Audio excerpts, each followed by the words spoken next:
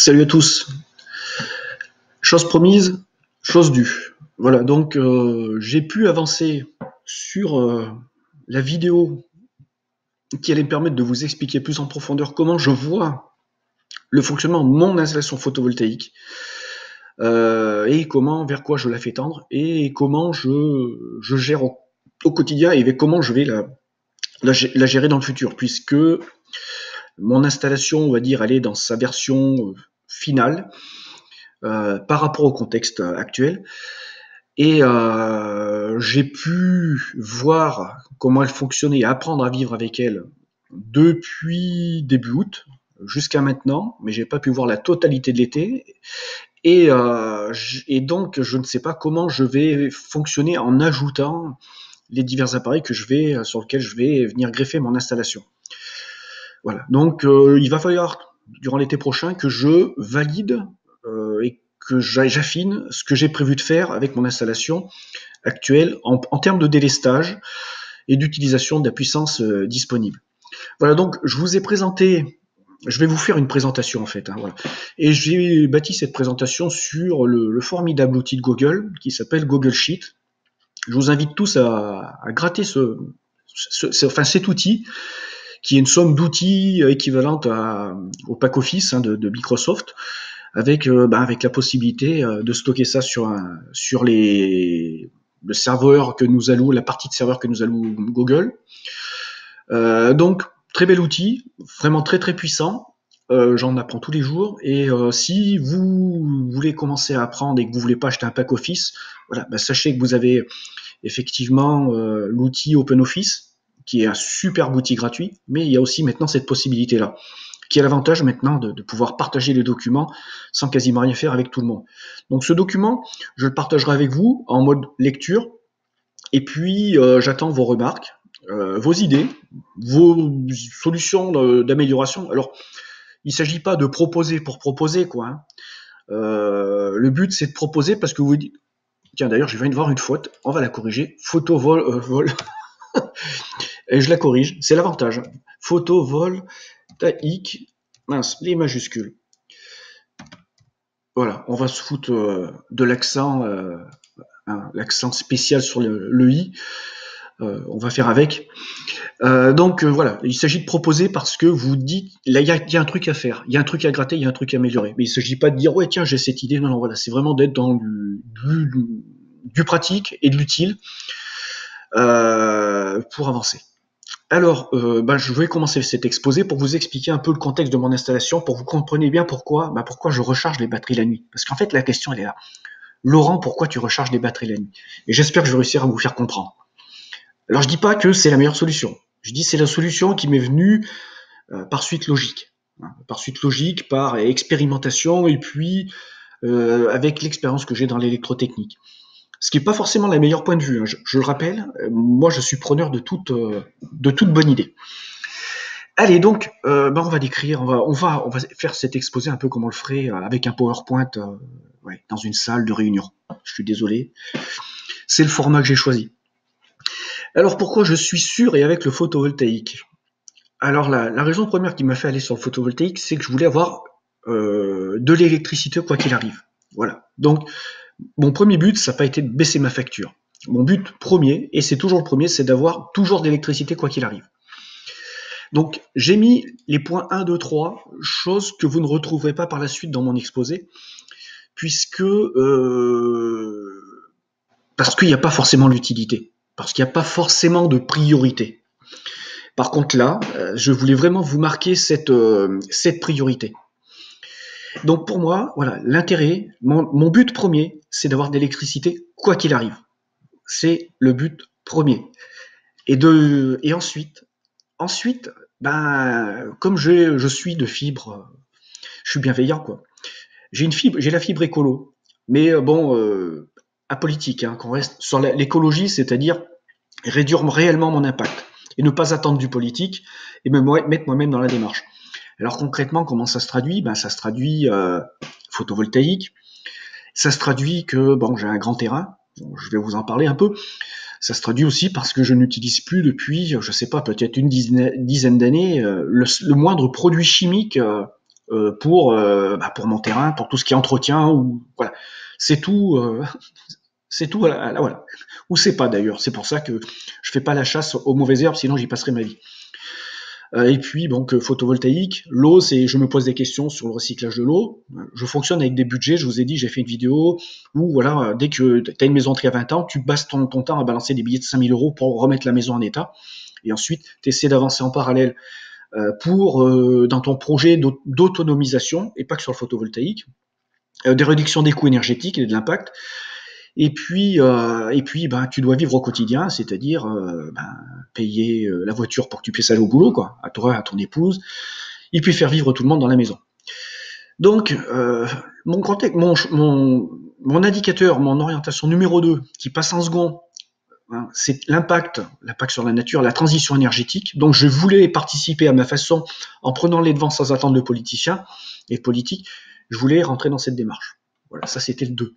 Le 3, c'est que tu te dis, c'est con d'avoir une installation photovoltaïque de plus en plus conséquente, de plus en plus puissante, et de pas chercher à baisser ta facture EDF.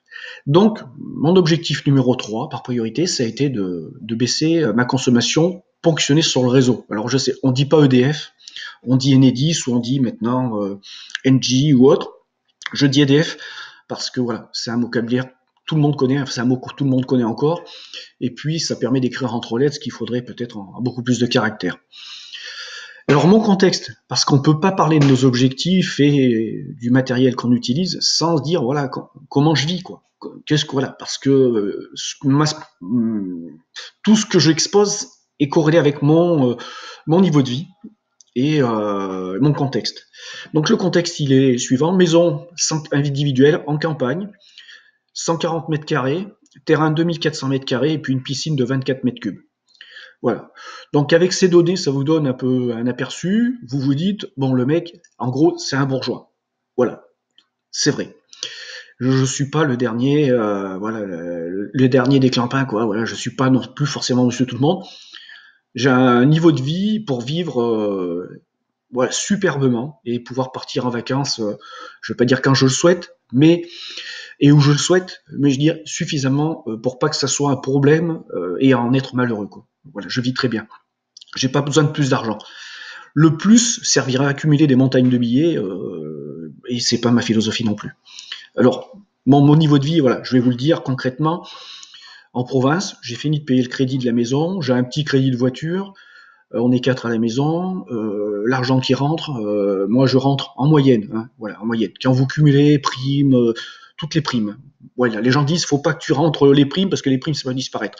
Oui, mais bon, c'est quand même de l'argent que je peux mettre en banque ou que je peux fumer et que je peux investir. Donc c'est de l'argent qui rentre pas dans le calcul de la retraite.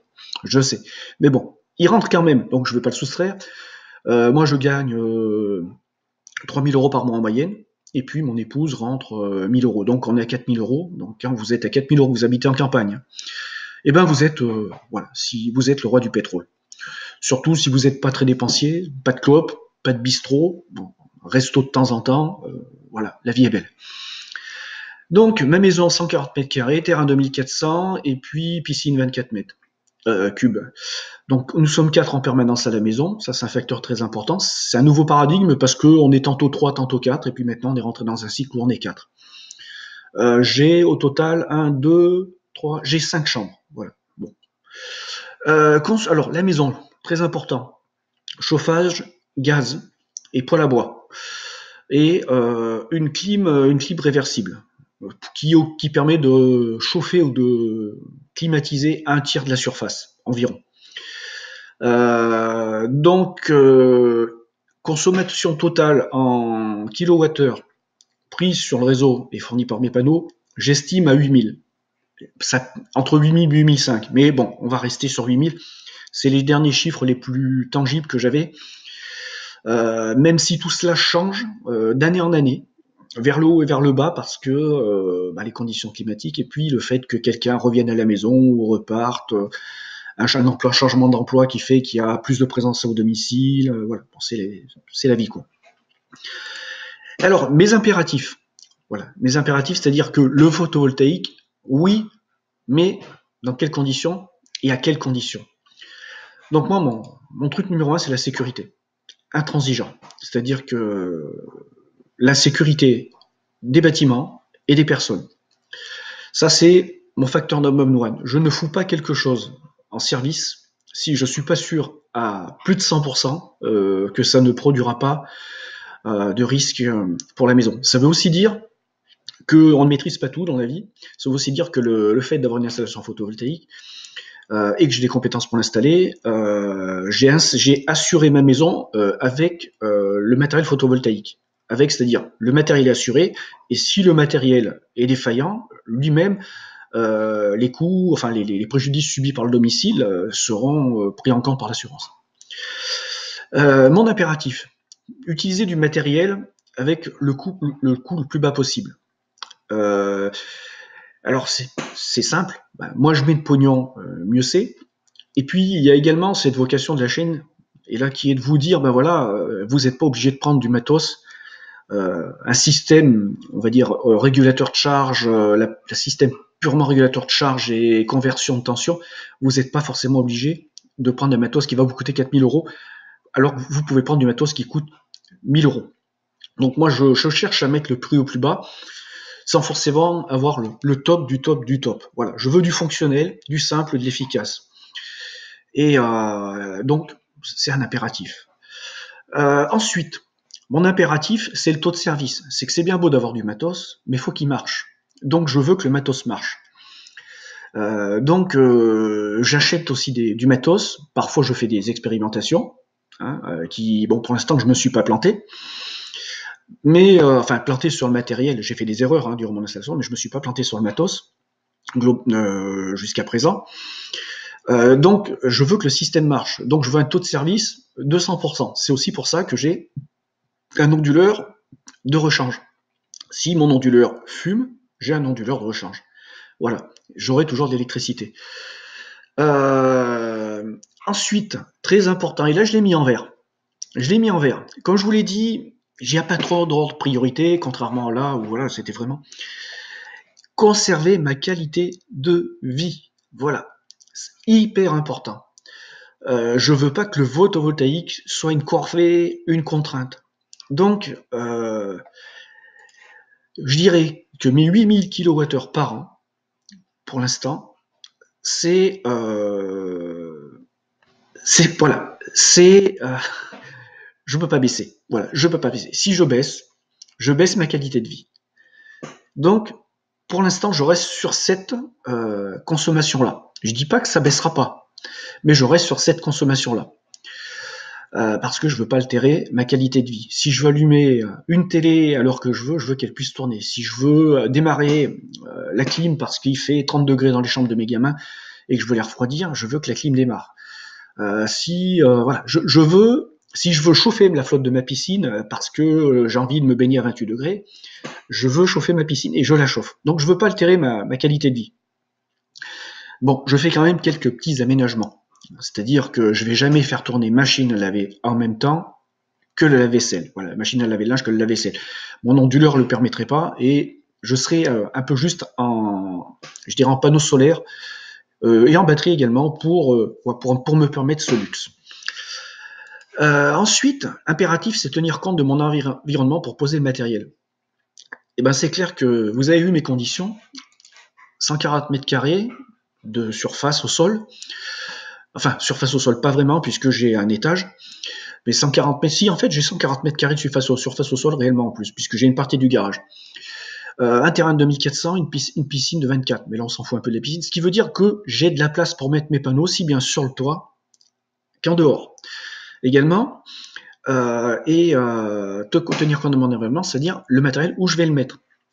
J'ai un problème, mais c'était lorsque j'ai fait le choix de construire la maison que j'ai construite, c'est la dimension du garage. Je ne pouvais pas miser sur un garage de 50 mètres carrés, ça passait pas dans mon budget de l'époque. Donc j'ai décidé de faire un garage de 24 mètres carrés. Donc l'endroit où je peux mettre le matériel est pas loin de la chaudière, pas loin du tableau électrique, et j'ai un emplacement finalement qui est de l'ordre de 3 mètres carrés pour tout ça, ce qui est relativement peu. Donc beaucoup de contraintes pour l'emplacement, ce qui fait que Par exemple, on me propose très souvent, ouais, mais pourquoi tu mettrais pas un ballon d'eau chaude, ne serait-ce qu'un petit, pour y foutre l'énergie dedans, qui sera en surplus pour pas qu'elle parte dans la nature. Et ben là, le problème il est simple, c'est que ben, si je vous fais, et vous avez sans doute vu, j'ai plus de place pour faire tout ça. Sinon, oui, je l'aurais fait, mais là j'ai plus de place. Donc tenir compte de l'environnement, intérieur-extérieur, pour la pose du matos.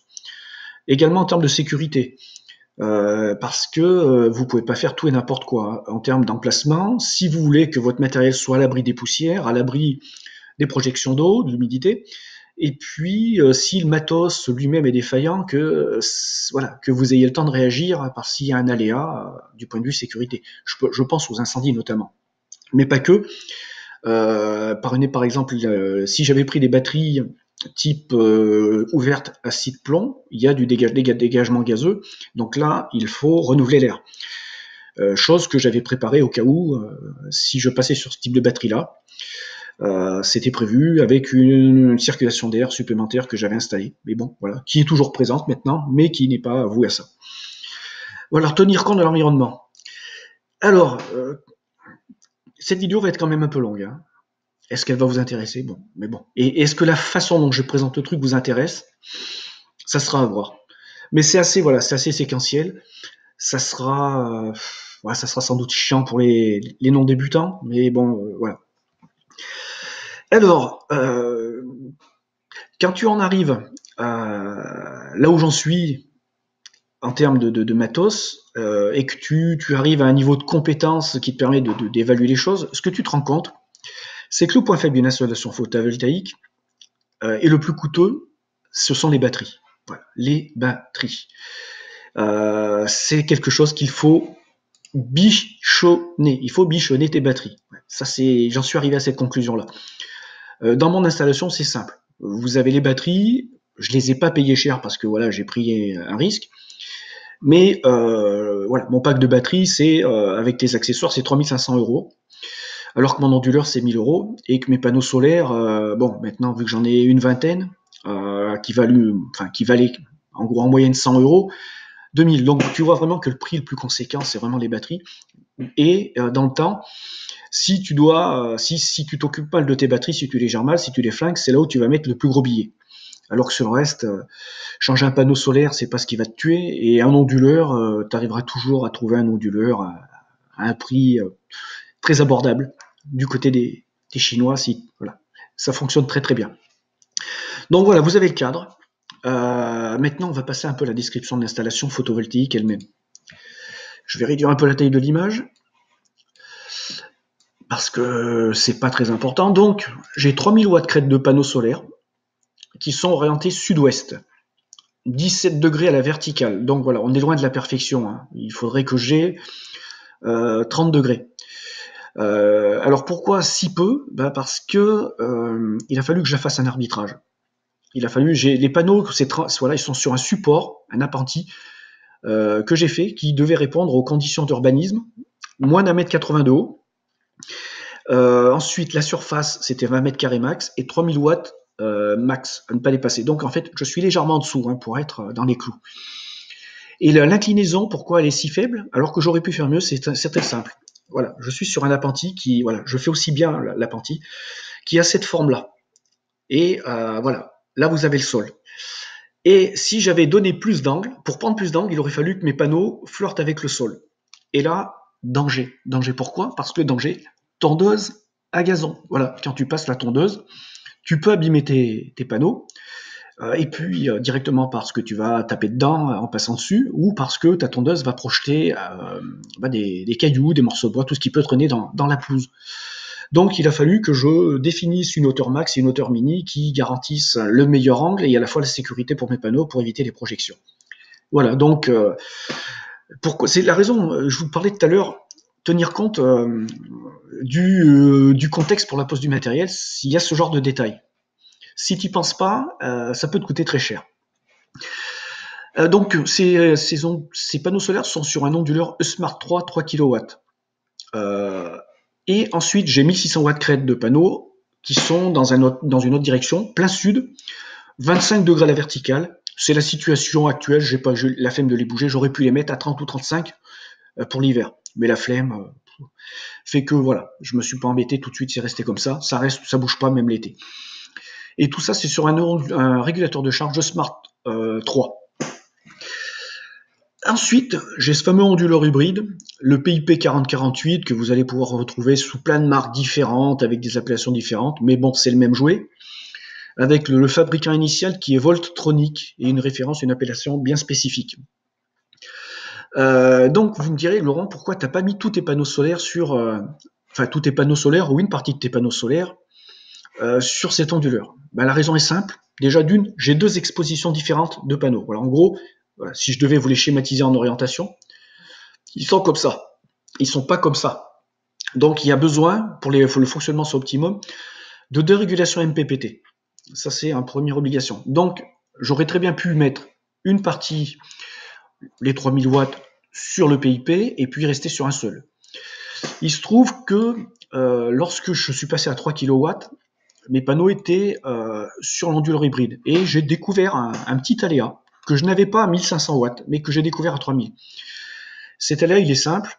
Lorsqu'il y avait une forte variation de l'ensoleillement vers le haut ou vers le bas, ou une forte variation de la puissance que tu allais demander à ton installation, j'ai constaté qu'il y avait une réinitialisation de la boucle de la régulation MPPT des panneaux solaires. Donc en gros, ça se traduisait par quoi? L'icône des panneaux solaires s'éteint sur l'onduleur, tu entends les relais battre, tu vois l'icône réapparaître et tu vois progressivement la puissance disponible de tes panneaux solaires augmenter pour alimenter ta maison.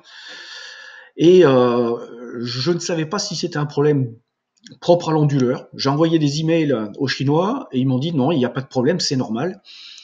Et bien qu'ils me disent que ça soit normal, je voulais le vérifier et je voulais voir si j'arrivais à supprimer ce phénomène.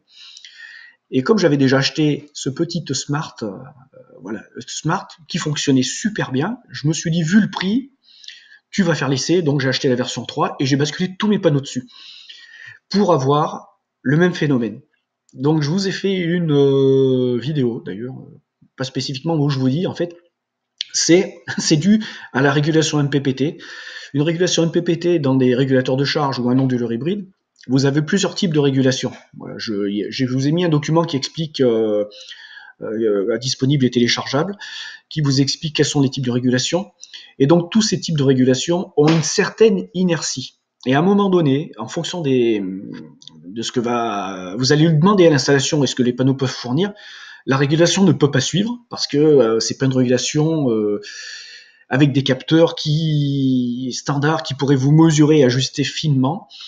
Et donc, pour être sûr qu'à un moment donné, tu atteignes bien ce point d'optimisation maximum, le matos, lui, il fait sa propre initialisation pour repartir sur des valeurs qui seront fiables et saines et optimum. Donc, vous aurez le même cas de figure, sans doute, sur tous les onduleurs et tous les régulateurs de charge. Ceux qui ont du Victron, je pense que vous devez avoir ce phénomène. Peut-être que ça le fait un peu moins que sur mon matos. Mais voilà, si vous avez des infos, d'ailleurs, je suis preneur et la communauté est preneuse. Donc à ce jour, j'ai toujours laissé ces panneaux sur les 2 régulateurs et l'onduleur lui-même, l'onduleur hybride n'a pas de panneau solaire parce que ma version d'onduleur ne totalise pas les kilowattheures produits. Et là, avec les 2, je peux avoir les kilowattheures produits par mes panneaux. Là, je suis en train de travailler, je vais travailler pour me connecter à Arduino, je vais voir. Et peut-être après me connecter à Arduino avec tout le monde pour récupérer toutes les données de régulateur de charge. Mais bon, ça c'est un projet. Je vais essayer d'y arriver, mais je suis patient et têtu. Donc ensuite, 9,6 kWh de batterie lithium Pilontech, de US 2000, 90% de profondeur de décharge. Voilà, donc j'ai le top du top, ce que je considère être le top du top. C'est du super matos jusqu'à présent, ça fait donc depuis le mois d'août que j'ai ça. Zéro souci. C'est vraiment super agréable à utiliser puisqu'en fait tu t'en occupes pas, ça marche tout seul et sans entretien. Voilà. Si vous avez vos batteries dans un emplacement qui va bien, quoi. La régulation de pas de montée de chaleur, un local tempéré, pas d'humidité, pas de poussière. Alors un interrupteur crépusculaire Je vous ai mis le modèle parce que ça peut peut-être vous intéresser. Cet interrupteur, il fait à la fois horloge programmable et il fait à la fois interrupteur crépusculaire. C'est un mini automate, ça se programme, vous mettez le programme dans une clé USB et vous mettez ensuite la clé USB dans l'appareil, ça le télécharge. C'est un super matos, coûteux, hein, ça je le conçois, vous êtes dans les 200 € plus l'interface de programmation USB, mais c'est super pratique, super efficace pour pouvoir paramétrer tip top quand vous voulez passer votre onduleur sur réseau ou quand vous voulez passer hors réseau. Sachant que mon onduleur n'a pas ce programmateur, alors que les versions Evo 1, Evo 2 ont maintenant la possibilité de changer de mode de fonctionnement entre les divers modes de fonctionnement, que ce soit en UTI ou en autre, enfin tel que vous les connaissez certainement. J'ai également un relais extérieur de contrôle de tension des batteries. Au cas où mes batteries descendent trop bas, je vais repasser avant qu'elles descendent trop bas grâce à ce relais sur une recharge secteur et un fonctionnement secteur au niveau de ma maison. Alors pourquoi ce relais? Déjà parce que mon onduleur que j'ai commandé en Chine n'avait pas cette fameuse petite sortie relais. Et puis parce que, je vous l'ai dit, ma priorité c'est la sécurité, mais la sécurité de mon matos. Et vu le prix des batteries, j'ai pas envie de les niquer. Donc je veux être sûr, à tout prix, qu'en cas de ne jamais leur taper dedans plus que nécessaire. Donc j'ai ce relais qui fonctionne bien, qui coûte pas cher. Et le seul inconvénient, c'est que le réarmement automatique, il faudrait un T-on et un T-off, voilà. Et le seuil haut, voilà. Il lui faudrait un peu plus de puissance et de souplesse. Donc moi, je fais un réarmement manuel. Je considère qu'en fait, comme je passe devant l'onduleur plusieurs fois par jour, si les batteries sont descendues trop bas, ce qui ne m'est jamais arrivé, si mes batteries descendent trop bas, l'afficheur clignote et ça veut dire que je suis passé en sécurité et que les recharges se font par l'onduleur et que ma maison tourne sur le secteur. Et donc là, j'arrive, hop, et j'acquitte dessus, et puis le défaut va disparaître, le relais va tomber, et puis en fonction des états de charge des batteries, ça va reprendre son cours normal. Mais franchement, vu le prix, ça fait le boulot, et c'est super simple à foutre, ça fonctionne avec des plages de tension en fonction de celui que vous achetez. Ce matos, c'est excellent. J'ai pas mis la référence ni le lien, mais bon, vous me demandez éventuellement. Je sais qu'il y en a qui l'ont acheté déjà, et voilà, simple et pratique, pas cher.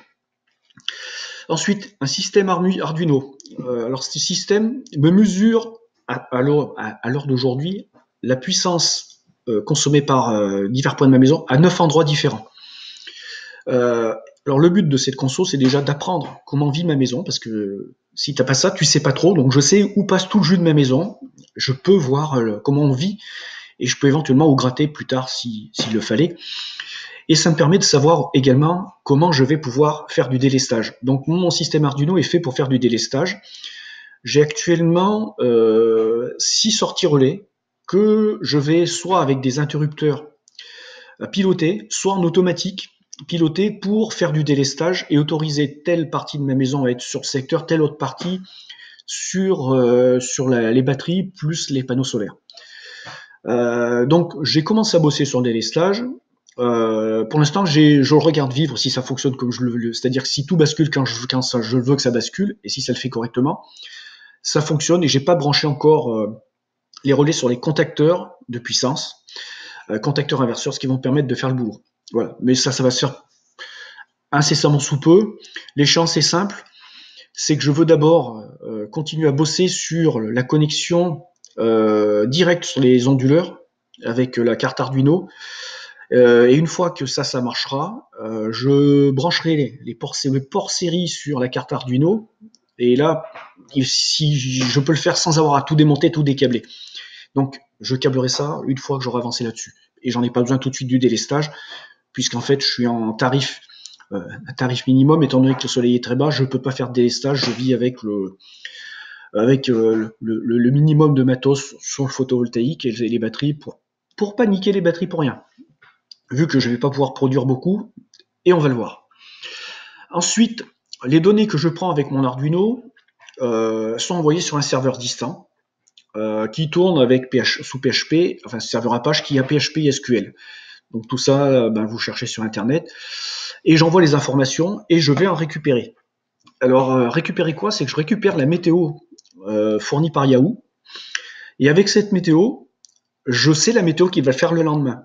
Et grâce à la météo du lendemain, je vais pouvoir définir à quelle heure je veux couper le jus sur la maison en fonction du soleil qu'il va y avoir le lendemain, pour être sûr de ne pas trop tirer sur les batteries ou de les vider juste ce qu'il faut pour m'en servir comme une sorte de vase d'expansion et d'accumulateur dans lequel je vais maîtriser parfaitement le niveau de charge. Voilà.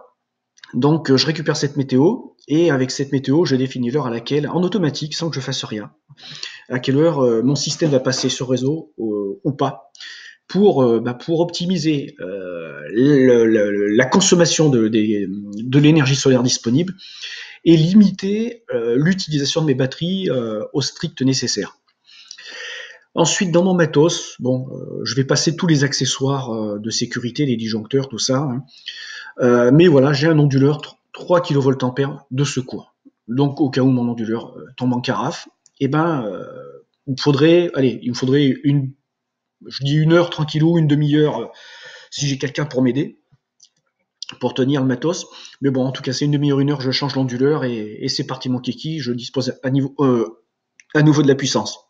Alors j'aurai 2400 watts en sortie, j'aurai pas 4000, mais bon, c'est du dépannage, et en dépannage, en provisoire en attendant de faire une réparation, tu t'adaptes.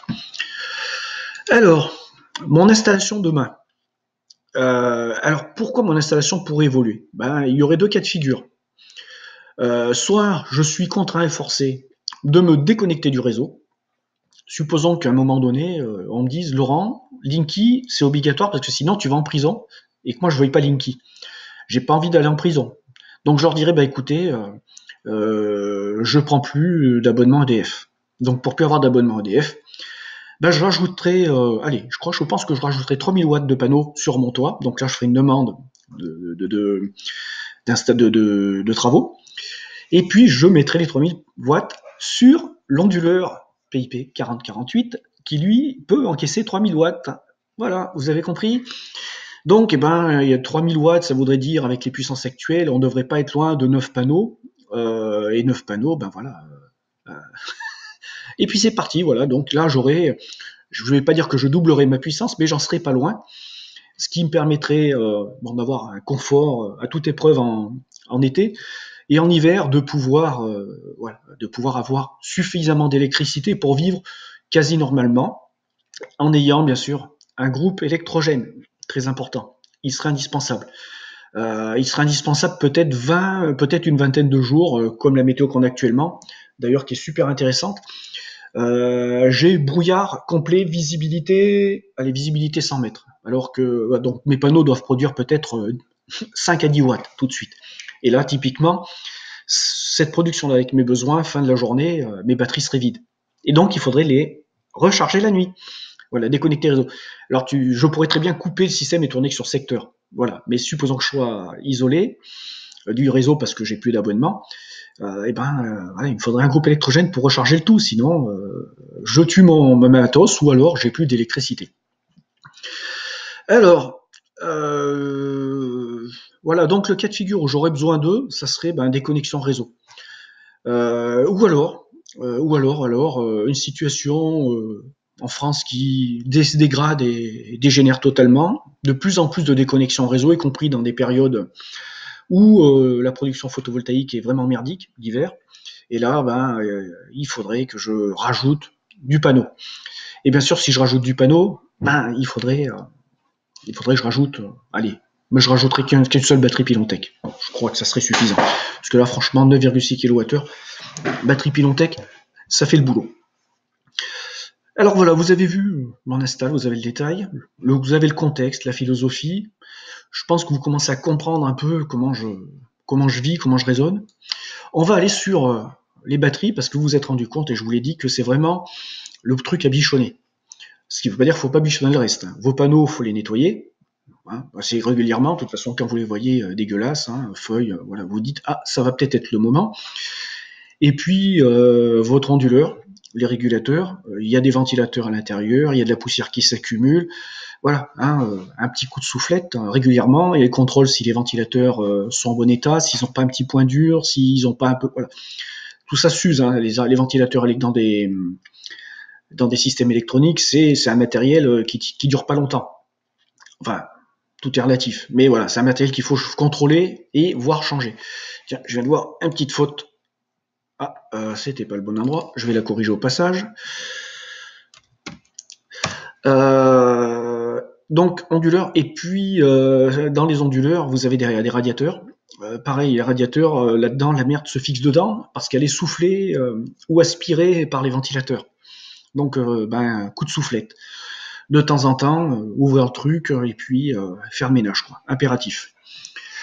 Donc, bichonner ces batteries, important, mais le reste aussi. Donc, les bichonner, ça veut dire quoi? Outre du fait qu'il faut voilà, ça veut dire choisir la bonne quantité de stockage et le bon type de batterie par rapport à ses besoins. Si vous n'avez pas choisi le bon type et la bonne quantité, vous allez trop leur tirer sur la gueule. Et elles vont être mortes très rapidement. Même si c'est du lithium. C'est-à-dire que vous allez sabrer leur durée de vie. Donc si vous sous-dimensionnez, vous allez tuer votre matos. Donc pensez bien à prendre une marge de réserve. Vaut mieux en avoir trop que pas assez.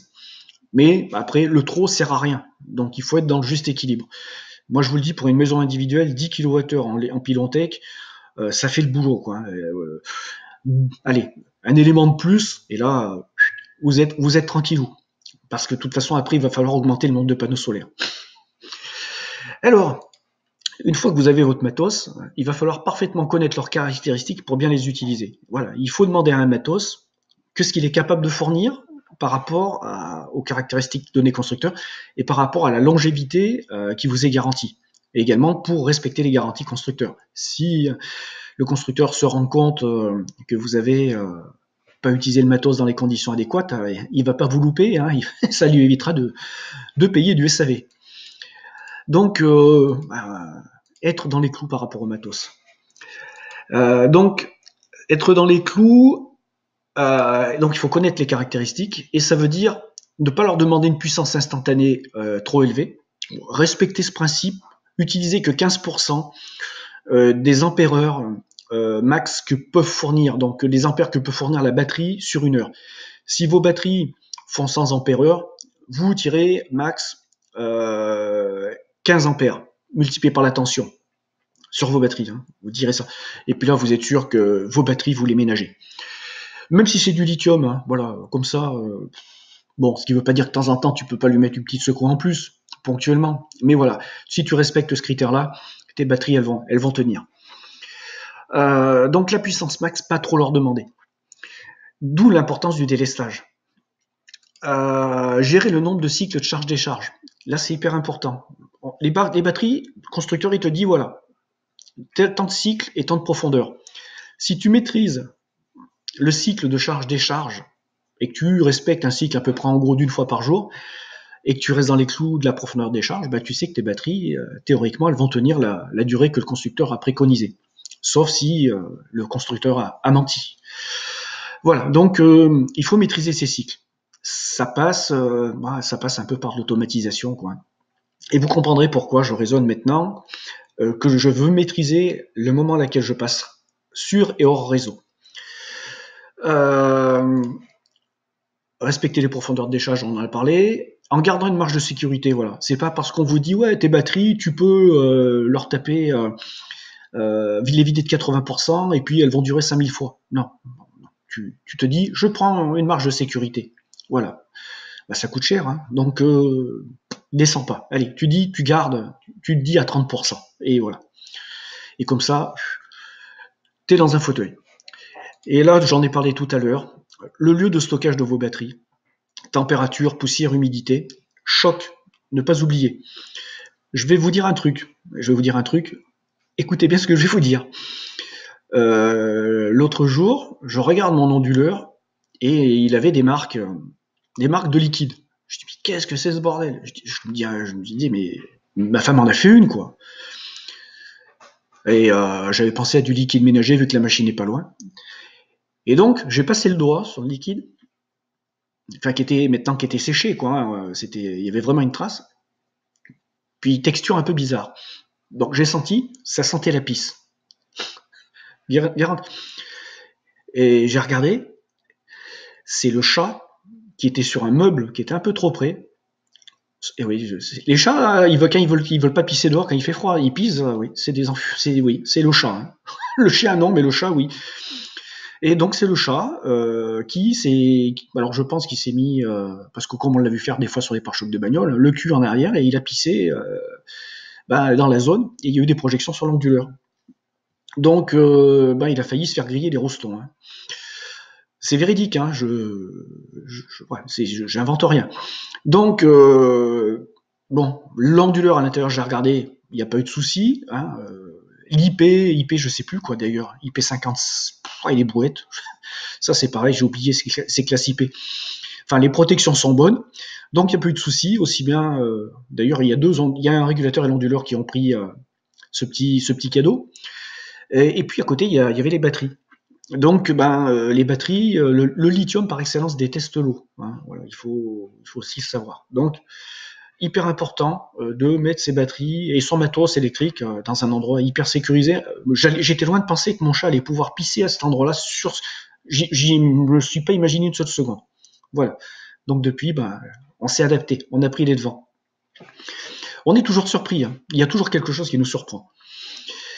Alors, donc, je passe à la suite. Comment gérer le cycle et le nombre de charges et de décharges?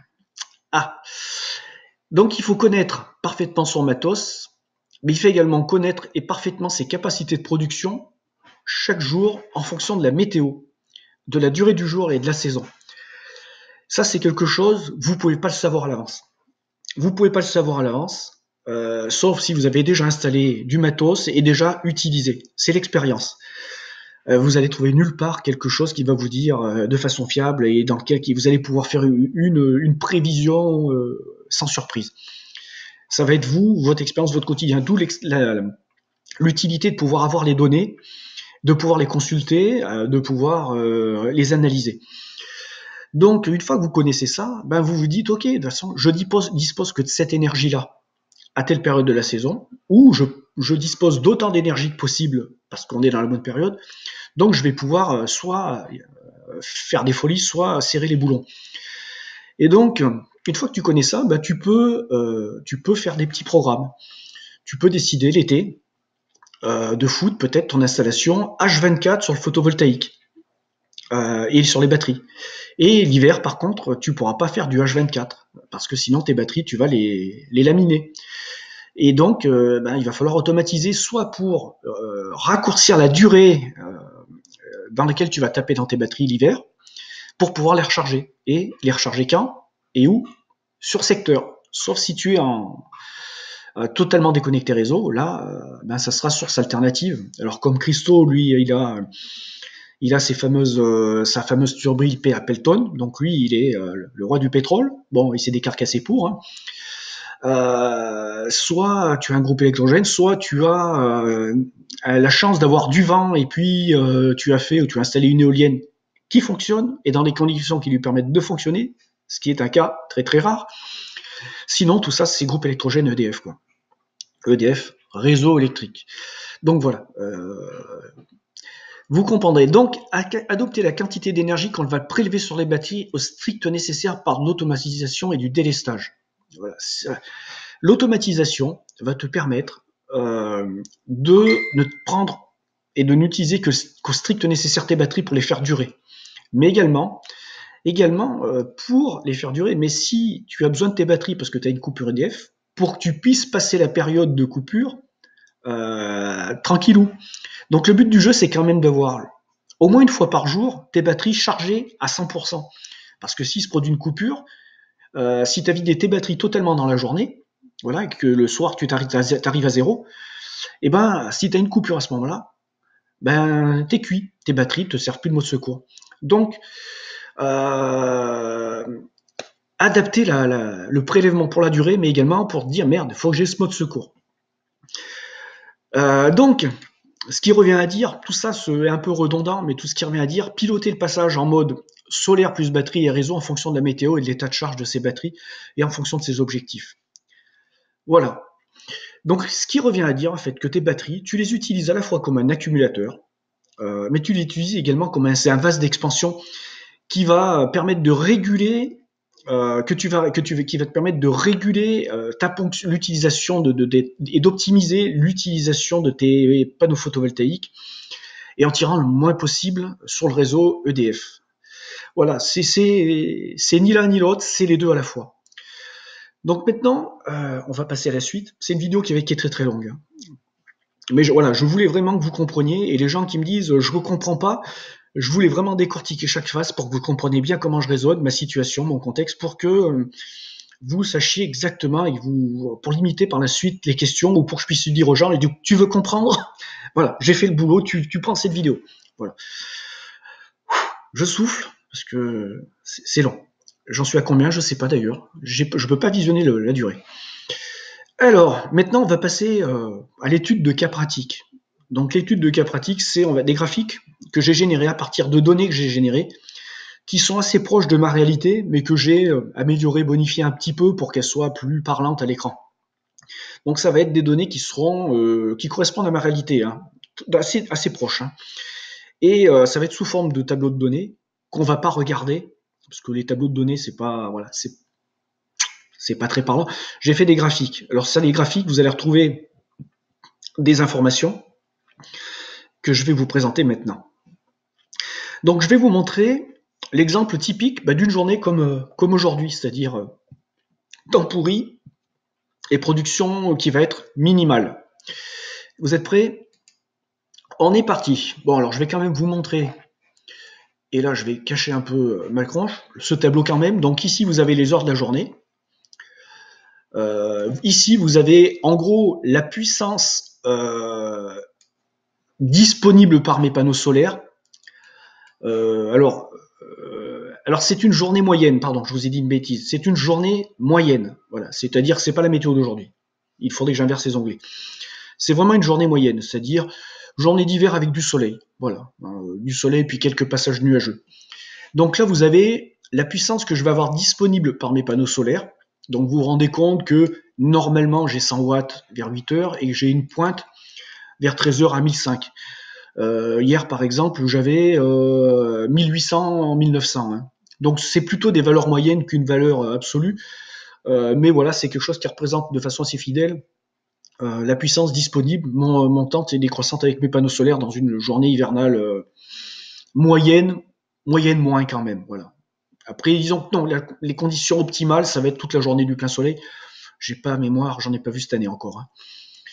Alors ensuite, là, c'est mes besoins électriques en hiver dans la maison. Alors je vous ai dit déjà que j'étais aux alentours des 14.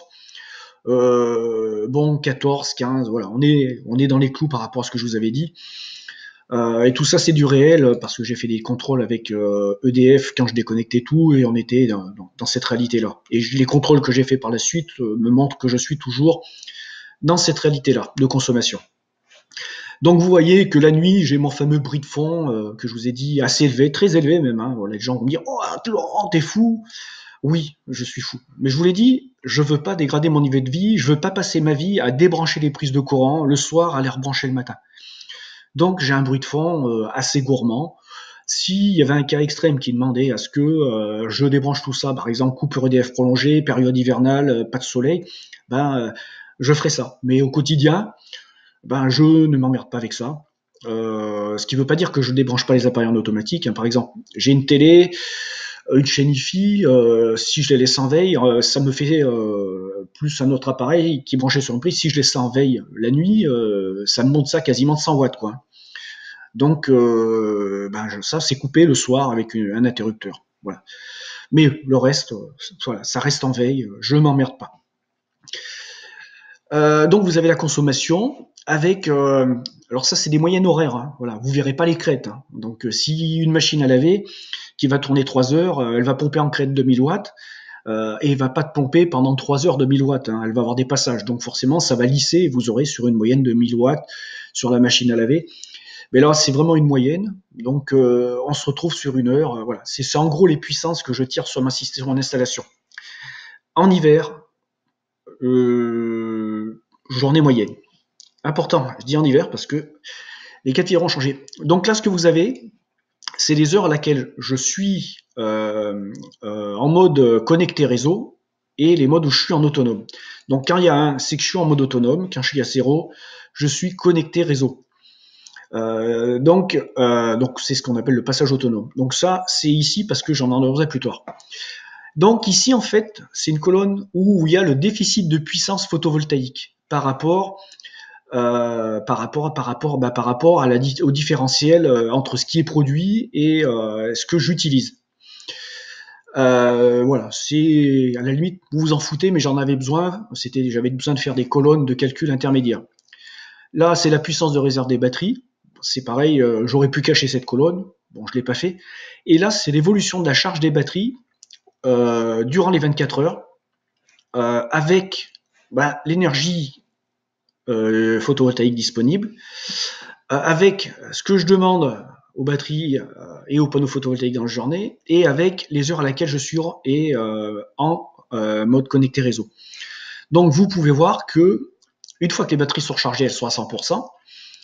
Et puis quand je vais passer en mode autonome, et là aux alentours de 5 heures du matin, voilà, ce que vous le voyez ici, et ben je vais vider mes batteries progressivement dans cette journée. Et puis quand va arriver une phase où ma consommation, vous voyez cette phase-là, est de 500 watts, mais où la puissance disponible par les panneaux solaires va être supérieure, on va recharger les batteries et progressivement, on va remonter à 100. Alors dans la réalité, je suis plutôt dans cette période-là à 100% dans ces jours-là, lorsque sur le coup des 13h, 13h30. Voilà, je vous donne l'info. C'est plutôt la réalité. C'est pour vous dire que les chiffres, c'est dur de vous donner un truc totalement fidèle à la journée, puisque en fait, une journée est vraiment spécifique, il n'y a pas une journée qui ressemble à une autre. Donc voilà, vous avez ça, et maintenant on va passer au bilan. Donc dans une bonne journée, ce que j'appelle une bonne journée en hiver, c'est déjà une journée moyenne, c'est-à-dire une journée où vous allez avoir du soleil pas mal de temps. La journée parfaite en hiver, je l'ai pas, moi j'en connais pas en Auvergne. Donc je vais pouvoir produire 7,8 kWh. C'est ce que j'ai vu. Voilà, ça je l'ai constaté, donc c'est pas trop déconnant. La consommation totale chez moi va être de 15 kW, je l'ai vu. Donc si vous faites la soustraction, c'est que je vais avoir un déficit de 7,5 kW. Donc ces 7,5 kW, il va falloir que je les prenne sur le réseau. Voilà. Et puis, une fois par jour, vous constatez, au moins une fois par jour et durant une certaine durée, sur ces jours-là, j'aurai les batteries à 100%. Voilà, pour être sûr que s'il y a une coupure de courant, je ne sois jamais pris au dépourvu.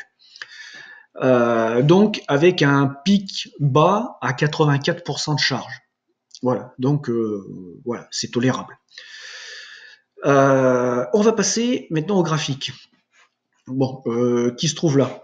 Donc vous avez en bleu la puissance disponible avec les panneaux solaires.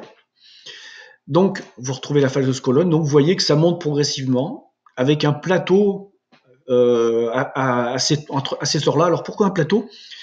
Si mes panneaux avec une seule orientation, ça ferait un arrondi. Mais comme j'ai deux panneaux, les panneaux sont comme ça. En fait, pendant une plage de temps où avec l'exposition, le temps que le soleil passe de l'un à l'autre, il y a un équilibre et un plateau prolongé durant lequel j'ai à peu près la même puissance disponible, sauf s'il y a une variation d'ensoleillement. Mais donc j'ai vraiment un palier avec une puissance moyenne constante. Donc vous avez l'énergie disponible qui monte, qui correspond aux 1500 que je vous ai mis là, mais qui, les exemples de la journée d'hier, je crois, c'était hier, où je pouvais avoir, non c'était pas hier, c'était avant-hier, je vous ai dit de conneries tout à l'heure, où je pouvais monter à quasiment 2000 watts. Hein. Voilà, c'est un exemple tic. Donc, vous avez la puissance disponible en vert. Ici, en jaune, vous avez le moment. Alors, vous avez le moment où je passe du mode connecté réseau à mode déconnecté, en mode autonome. Donc, ça fait normalement c'est un signal carré. Hein. Là, c'est la génération du graphique par l'outil Google Sheet et les graphiques me produisent ce résultat. Bon, je vais pas m'emmerder avec. Ça fait quand même le boulot, mais vous avez un signal carré, normalement, c'est à la verticale. Alors, et ensuite, j'ai la courbe qui est importante, c'est la courbe verte, charge des batteries multipliée par 17. C'est que pour pouvoir vous mettre, l'outil Google Sheet ne vous permet pas d'avoir plusieurs axes d'Y avec des échelles différentes, où je ne l'ai pas trouvé pour l'instant. Donc j'ai multiplié par 17 pour que cette courbe puisse se superposer aux autres. Voilà, c'est pas du 100% sur le graphique, mais bon, vous allez quand même pouvoir le voir. Et donc vous avez en vert la courbe ici de charge des batteries. Donc ce que vous pouvez voir concrètement, c'est que les batteries, à partir du moment où je passe en mode déconnecté réseau à 6 heures, vu qu'il n'y a pas de soleil, vu que le soleil va commencer lui à me produire à cette heure-ci, à 9 heures à peu près, hein, c'est à peu près la réalité. C'est à peu près la réalité. Alors pourquoi? Parce que mes panneaux vont avoir une période d'ombre en début de journée, une période d'ombre en fin de journée. Mes panneaux ou une partie de mes panneaux. Ce qui fait que c'est pas une. Ici, j'ai pas une.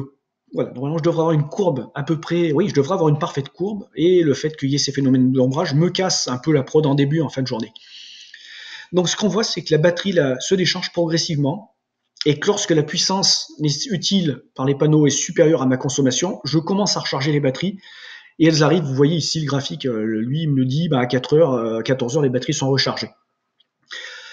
Donc, ce que vous remarquerez, c'est que je demande à mon système de passer en mode connecté réseau assez rapidement, avant la nuit normalement. Alors pourquoi? Parce que en fait, si je passais en mode réseau plus tard, j'aurai plus de soleil, donc je recommencerai à vider mes batteries une deuxième fois. Donc je veux pas que ça se produise. Donc là, le graphique le reproduit très mal, je vous l'ai expliqué à cause de ce fameux signal qui n'est pas carré, je ne comprends pas trop pourquoi.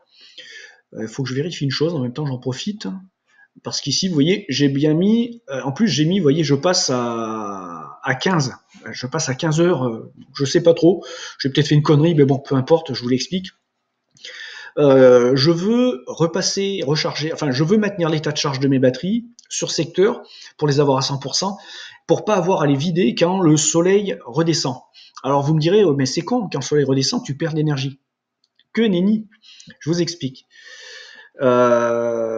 L'onduleur WKS en version 5 kVA, si tu es en mode UTI, lui, il va recharger tes batteries avec le secteur et avec les panneaux solaires. Voilà. Donc, quand tu vas couper le jus et que l'énergie baisse, elle ne pourra pas alimenter ta maison totalement. L'énergie des panneaux disponibles baisse, mais ton onduleur, lui, va pouvoir se recharger et utiliser les 100, 200 watts que tu peux avoir jusqu'à ce qu'ils arrivent à zéro pour recharger tes batteries. Donc, si tu les coupes au bon moment, si tu remets sur secteur au bon moment, tu vas pouvoir bénéficier tu vas charger tes batteries sans perdre d'énergie, tout en alimentant ta maison par le secteur. Donc, tu vas vraiment perdre 0 watts produit par tes panneaux si tu as bien calculé ton coût au moment donné où tu remets sur secteur avec le mode UTI. Voilà. Alors pour moi, j'ai ce mode UTI si mes panneaux étaient dessus, mais comme je ne suis pas dessus, j'ai avec des régulateurs de charge séparés. Quoi qu'il arrive, dès que je remets le jus, quoi qu'il arrive, mes régulateurs font le boulot et continuent à recharger mes batteries. Ils arrêtent de charger quand elles sont à 100%. Voilà, donc je vous explique le détail. Ensuite, vous avez en rouge la consommation de la maison, donc le bruit de fond nocturne. Ici, un petit pic, c'est l'heure où on se lève, un coup de micro-ondes, voilà, la lumière, enfin bon, on se lève, un coup de chauffage dans la salle de bain, chauffage électrique dans la salle de bain. Donc, paf, forcément, pic de puissance demandé. Ensuite, les choses se tassent, et puis la vie reprend son cours dans la maison, et la puissance demandée augmente. Donc, vous voyez très bien qu'à l'heure du repas, il y a la télé qui est allumée, je sais c'est pas bien, il va y avoir les plaques à induction, il va y avoir, enfin voilà, il y a de la vie, donc ça remonte. Ensuite, on va tous à la sieste ou au boulot, la consommation redescend. Là, ce palier aussi, il y a les machines à laver, la vaisselle. Il faut faire tourner ça quand il fait soleil. Et puis derrière, on fait la sieste, et puis donc baisse de la puissance, et puis là, tout le monde revient du boulot où la sieste est terminée, et on recommence dans le cycle, on prépare la bouffe, et donc on repompe. Pour moi, c'est à peu près 23 heures où là, la puissance commence à rechuter. C'est mon rythme de vie, voilà. Vous, le vôtre va être différent, et si j'étais en Espagne, il serait totalement différent. Donc voilà. Ce que vous voyez, c'est que dans une journée moyenne, il me manque 7 kW par rapport à mes besoins. Et donc, ce que vous voyez aussi, c'est que je décharge très peu mes batteries finalement dans la journée, je descends à 85%, et que la plupart du temps, sauf dans le créneau, on va dire 6h à 13h, 6h, 14h, donc ça fait 8 heures, ben, il n'y a que ce moment-là où mes batteries ne sont pas chargées à 100%. Et le résultat, elles le sont. Alors, le fait de vider les batteries, c'est hyper intéressant. Parce que le fait de vider ces batteries quand il n'y a pas de soleil va te permettre de pouvoir recharger tes batteries alors que normalement, tu auras un surplus de production. Vous voyez ce surplus de production ici, là, que je vais avoir. Le fait de les avoir vidés, alors là, c'est une moyenne, je vous dis, mais ça peut se prolonger et plus long, va permettre d'envoyer les kilowattheures produits par les panneaux, enfin de ne pas les perdre, et de les envoyer dans la batterie. Ce qui fait qu'en fait, tu vas consommer 100% de ce qui peut être, enfin, tu vas utiliser 100% de ce qui peut être produit. Donc, j'utilise ça comme un accumulateur, mais à la fois comme un vase d'expansion qui va gommer les fluctuations de demande et de besoin, tout ça en garantissant que je vais pouvoir soit bouffer en direct la puissance, soit la foutre dans les batteries parce qu'elles auront été vidées. Voilà, vous comprenez la philosophie du truc.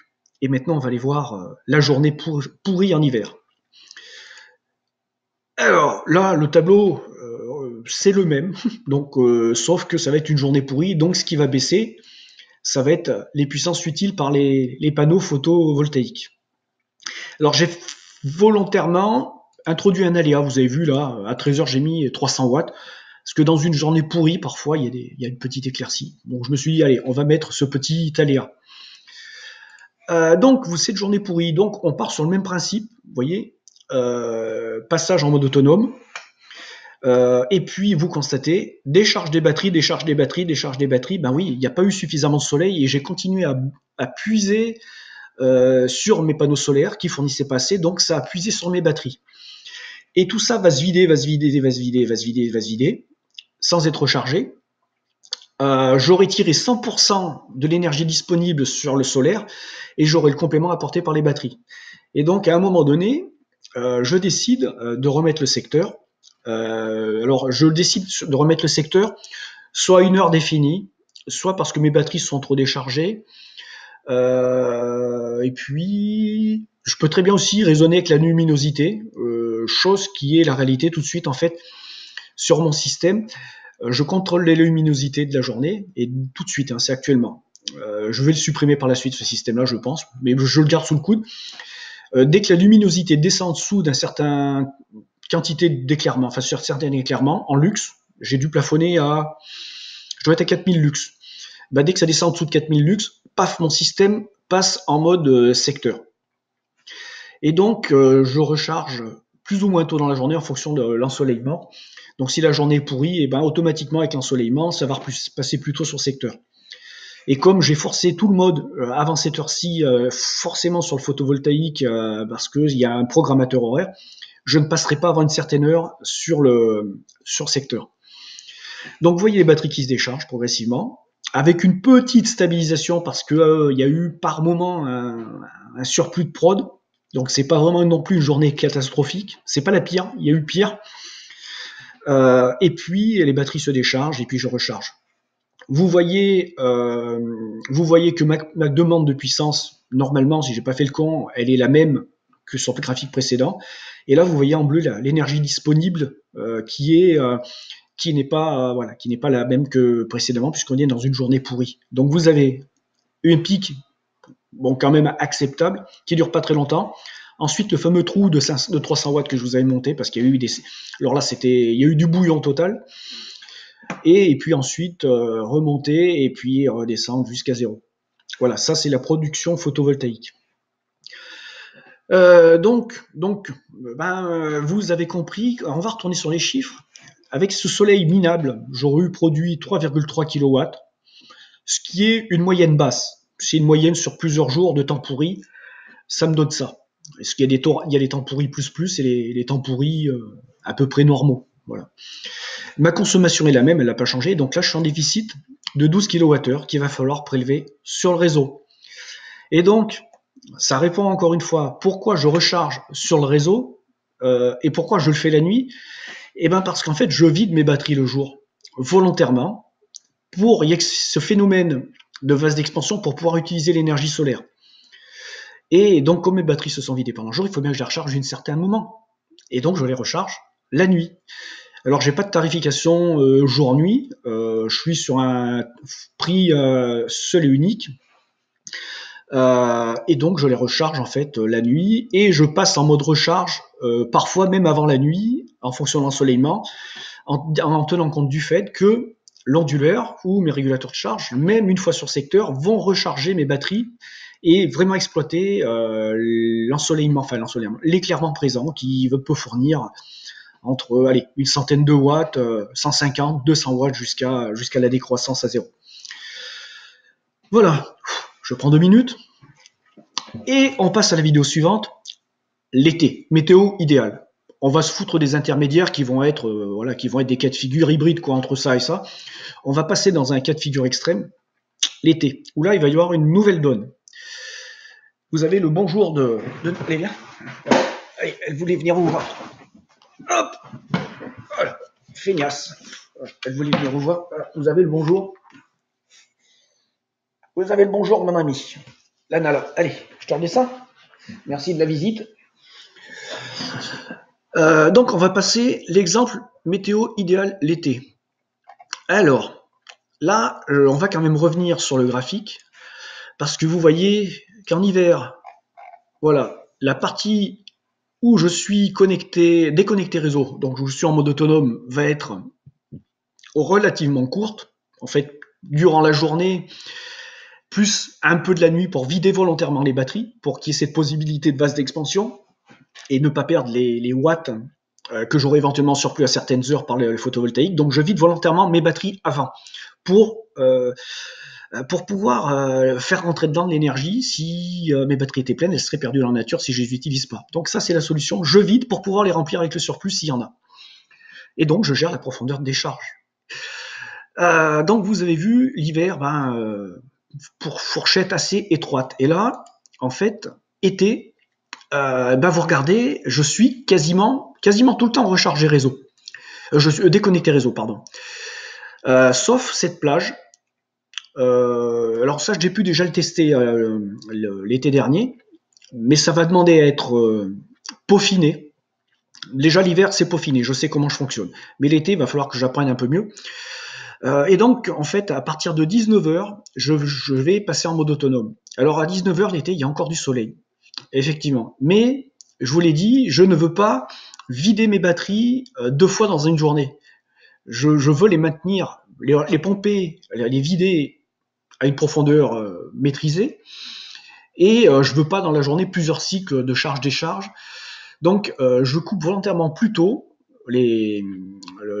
l'utilisation des batteries, donc le mode autonome, pour récupérer l'énergie par les régulateurs de charge qui vont charger mes batteries en même temps que le réseau va recharger mes batteries et que le réseau va alimenter ma maison. Donc, fourchette très étroite. Ça, je l'ai déjà expérimenté l'an dernier, mais je vais quand même voir un peu plus parce qu'il va falloir que je vois parce que il y a des choses que j'ai pas fait l'an dernier et que je vais faire cette année. Et cette chose, c'est la piscine. Alors, l'an dernier, j'ai déjà mis ma piscine partiellement sur le photovoltaïque et l'installation hybride. Enfin, l'installation hybride avec les batteries. J'ai mis la pompe de circulation, mais j'ai pas mis la pompe à chaleur. À savoir que la pompe elle-même me pompe 550 watts. Et la pompe à chaleur me pompe 1000 watts. Et dans mon délestage, dans mon automatisation à venir, je vais en fait démarrer ma pompe à chaleur et la mettre sur le photovoltaïque une fois que mes batteries se sont rechargées après les avoir vidées. Et donc je vais automatiser tout ça grâce avec des pinces qui vont contrôler l'intensité. Je vais savoir parfaitement qui utilise quoi. Enfin voilà, je vais pouvoir automatiser le délestage. Et donc la nouvelle donne, ça va être la piscine. Et vous allez comprendre pourquoi je vais passer de 15,3 kW à 27,2. C'est que la piscine, si vous faites le total des kilowattheures que ça va me pomper dans une journée, ça va être 12. Et ça va être juin, juillet, août, septembre. Voilà. Donc, c'est cette nouvelle variable. Et de ce fait, le déficit si j'avais pas eu la piscine, j'aurais eu trop d'énergie. Le fait d'avoir la piscine, je vais avoir soit un léger surplus, soit un déficit. J'ai décidé volontairement de créer un déficit. Voilà. Tout ceci pour que ça se recharge la nuit, pour pouvoir vraiment bouffer 100% de l'énergie que le soleil va pouvoir me fournir. Plutôt que de m'emmerder à dire à mon épouse, tiens, tu vas passer la machine à laver, plus ça, tu vas faire ça, non, et d'automatiser ça, je vais en fait considérer que je vais te faire tourner des appareils gourmands en permanence, et que les autres appareils, je vais plutôt, qui vont être intermittents, je vais plutôt les laisser fonctionner hors secteur. Donc les batteries, j'ai fait le test du délestage sur les appareils tout de suite qui fonctionnent, mais ce délestage sera plutôt orienté sur le matos de la piscine pour vraiment bouffer le max de puissance et de façon constante sur le photovoltaïque et les batteries. Pourquoi? C'est ce que je vous expliquais, c'est que l'onduleur, vous savez, c'est cette inertie qu'ont les boucles de régulation MPPT. Si vous faites tourner un appareil pendant 4 heures, il va prendre de la puissance pendant 4 heures, vous n'allez pas avoir ces appels qui vont déstabiliser les boucles de régulation. Donc, ça va être typiquement le cas d'un lave-vaisselle, d'un lave-linge, où l'eau chaude, il peut y avoir des séquences différentes de chauffage de l'eau qui vont créer ce phénomène. Si je tire constamment la puissance, je vais peut-être par moment, parce qu'ici il y a du nuage qui passe, tirer un peu sur les batteries, mais ça va durer très peu. Par contre, je vais tirer de façon constante et je vais maîtriser parfaitement et totalement l'énergie que je vais utiliser au niveau de ma maison, c'est-à-dire bruit de fond, et puis le bruit de fond plus, c'est-à-dire batterie, c'est-à-dire piscine avec l'ensemble du matos. Donc ici, le matin, je vais démarrer très tôt. Donc j'ai mis une heure arbitraire, ça pourrait être différent, je ne sais pas ce qu'il va falloir que je vive. Je mets très tôt la pompe de piscine en route, parce qu'il faut que ça tourne un certain nombre d'heures par rapport au matos que j'ai dans ma piscine. Et donc, une fois que mes batteries sont pleines, rechargées, et que j'aurai beaucoup de puissance disponible, je rajoute la pompe, 4 à 5 heures, le temps que ça chauffe l'eau, que ça la maintienne à 28-30 degrés. Alors pourquoi 28-30 ? Parce que je pense que je vais la faire monter plutôt à 30, puisque dans la nuit, elle va perdre 2 degrés. Et donc, perdant 2 degrés, le matin, j'aurai toujours 28. Ce qui fait que quand on va se baigner, la flotte sera à 28. Alors que si je la maintiens à 28, elle va descendre à 26. Et comme je vais chauffer l'eau l'après-midi, si je veux me baigner le matin, elle sera à 26. Sauf les jours de canicule où la flotte ne baissera pas la nuit. Mais bon, moi je vous dis, dans mon contexte à moi, ces jours-là sont rares. Et de ce fait-là, j'aurai au moins une eau à 28 et puis elle montera temporairement à 30 pour redescendre dans la nuit. Ce qui fait que j'aurai toujours une eau agréable au bain. Voilà. Je pourrai utiliser ma piscine, sachant que la piscine, j'y vais tous les jours quand la météo est bonne. Sinon, voilà. Donc voilà. Et sinon, mon épouse me dit, voilà, vous savez, les femmes, elles aiment l'eau chaude. Voilà. Moi aussi d'ailleurs, je vieillis. Donc avec ce fonctionnement, j'ai un déficit de volontaire en kilowatts de 4,2 kWh. Donc je vous passe toutes les données, sauf que, donc vous voyez ici, je vais passer en mode déconnecté réseau à 23 heures. Pourquoi 23 heures ? Parce qu'à 23 heures, c'est là où il y a en fait ma consommation descend fortement chez moi. Vous l'avez déjà vu. Donc après 23 heures, je passe en mode bruit de fond. Et donc, je vais maîtriser parfaitement. Je sais que je vais tirer en gros 300 watts en moyenne chaque heure. Donc, je le sais. Je l'ai mesuré. Donc, derrière, je maîtrise. Je sais que de 23 heures jusqu'à ce que je remette le jus. En fait, 23 heures, je vais remettre le jus. Donc, je coupe le jus. Je sais que je vais tirer durant la nuit 300 watts jusqu'à ce qu'il y ait du soleil. Donc, en connaissant ces valeurs, c'est pour ça qu'il faut bien connaître son rythme de vie pour pouvoir faire ce fonctionnement-là. Et là, ce que vous pouvez constater qui nous intéresse, ça va être le pourcentage de charge des batteries. Voilà. Et vous vous rendez compte qu'avec ce fonctionnement-là, théoriquement, mes batteries seront déchargées à 68% max.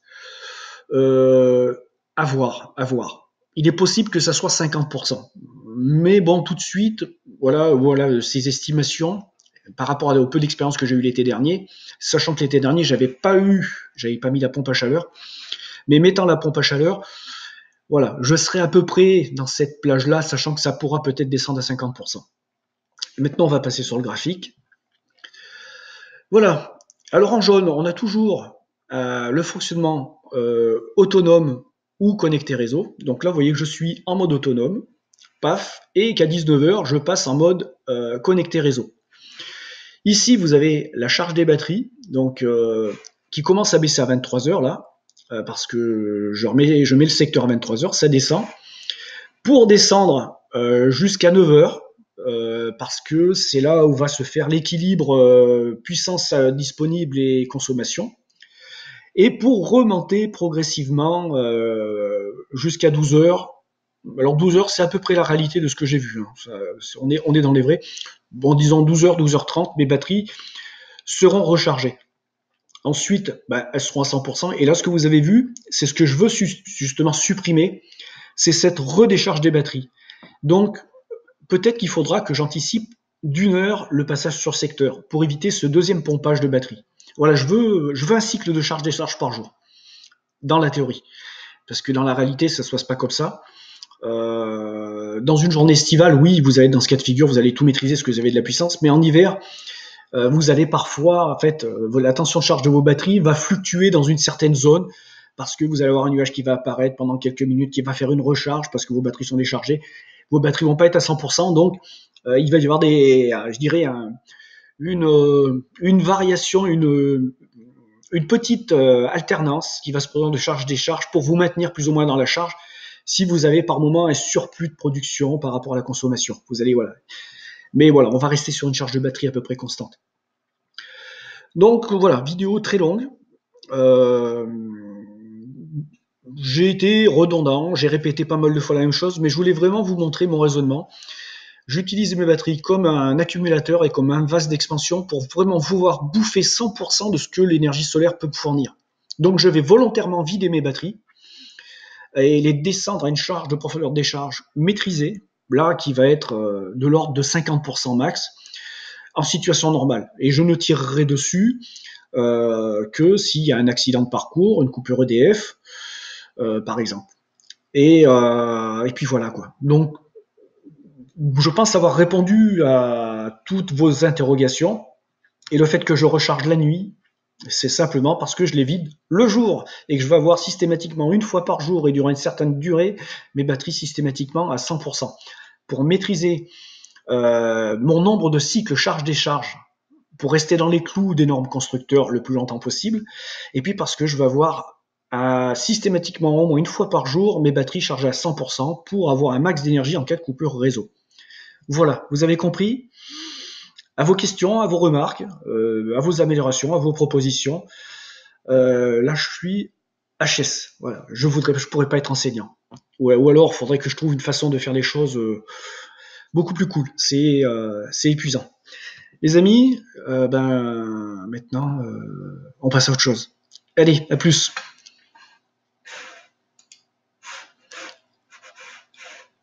Alors, par où je vais fermer la boutique? Éternelle question.